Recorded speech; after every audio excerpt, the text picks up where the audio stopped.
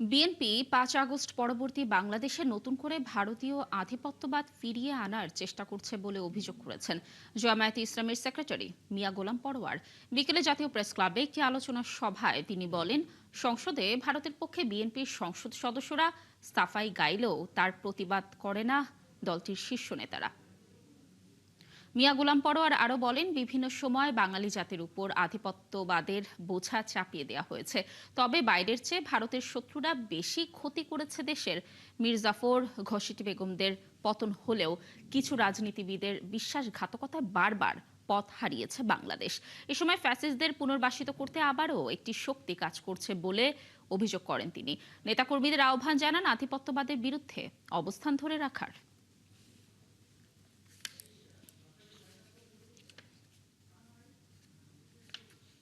আধিপত্যবাদ বিরোধী ইসলামী জনতার ভোট ব্যাংককে কাজে লাগিয়ে যারা বাংলাদেশী জাতীয়তাবাদের কথা বলেন, ক্ষমতাসীন সরকার বিএনপি যারা পার্লামেন্টে সংখ্যাগরিষ্ঠ আসন নিয়ে নেতৃত্ব দিচ্ছেন,